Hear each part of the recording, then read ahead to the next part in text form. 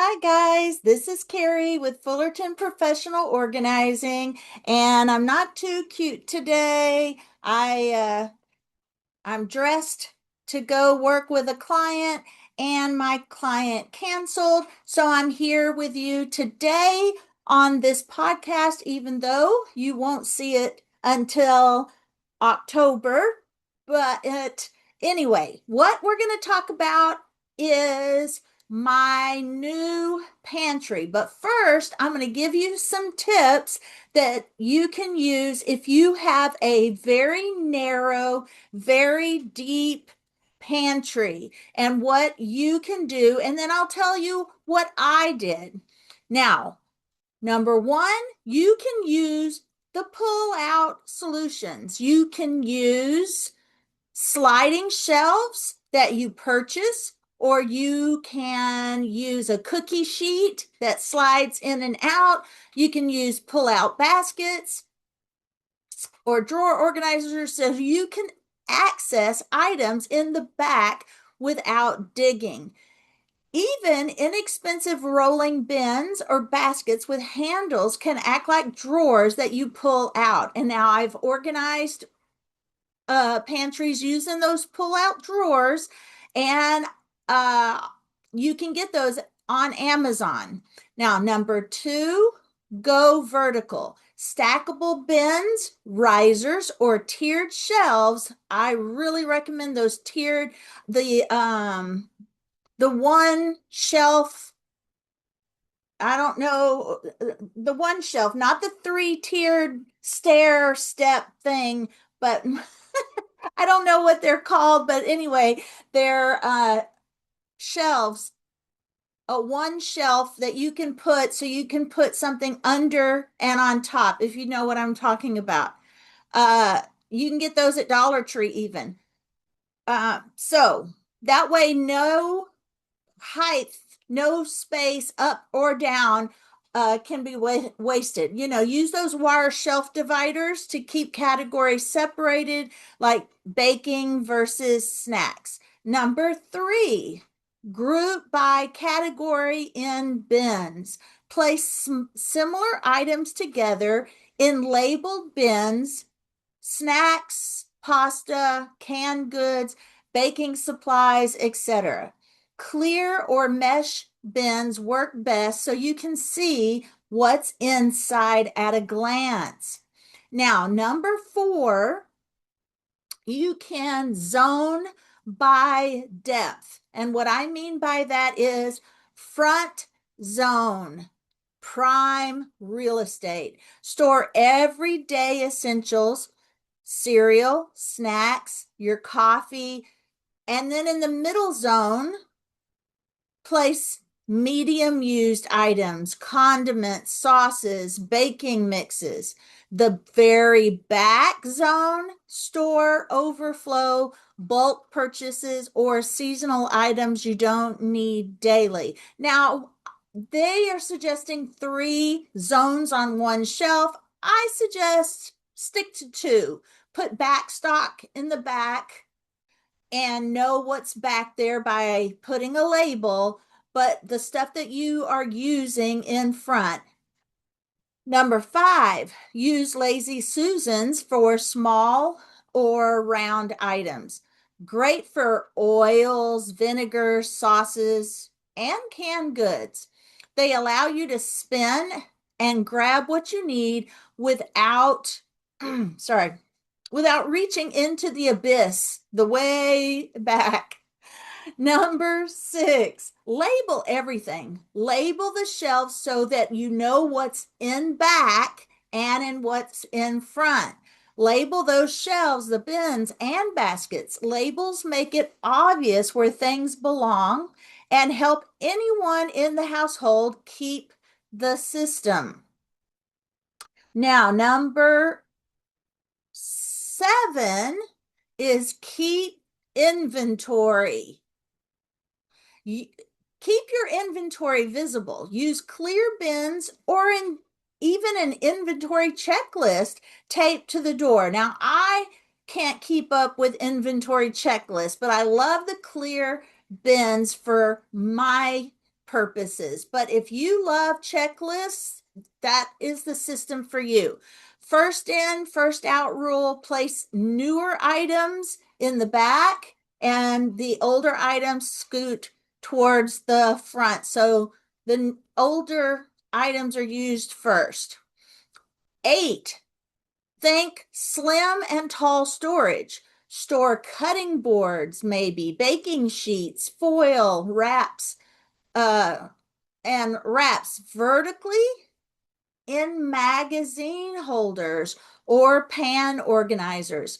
Now, narrow rolling carts, if you have a little side space, can slide in and out for spices and small packets. Like if that there's space in between the pantry and the refrigerator or cabinet and the stove. Those are real helpful.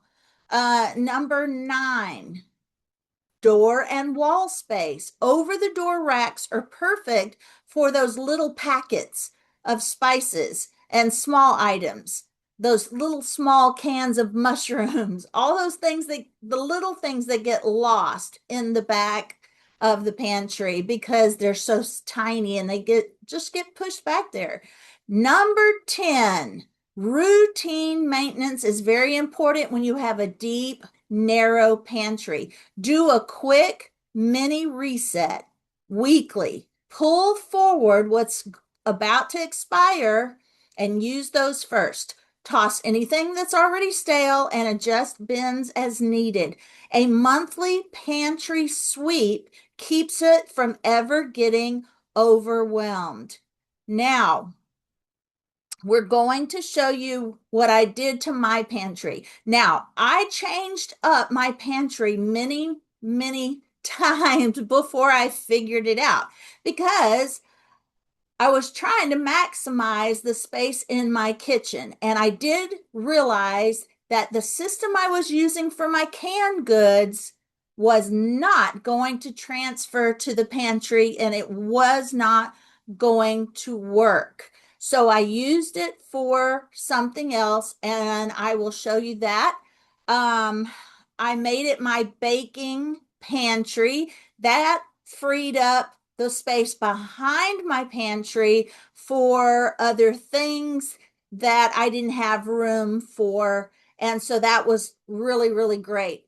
Now, I have to say, I have a galley kitchen. So anytime I am in my kitchen doing a video and it's not quite the right angle or you can't quite see it the way other YouTubers do it, that is the reason. So now let's go to my pantry organizing.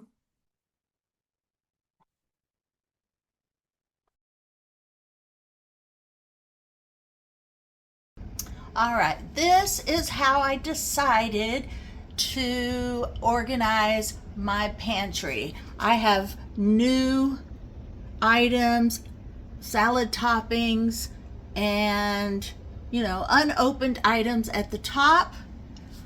I have baking. This is now my baking pantry. As you can see, I have baking items all the way to the back.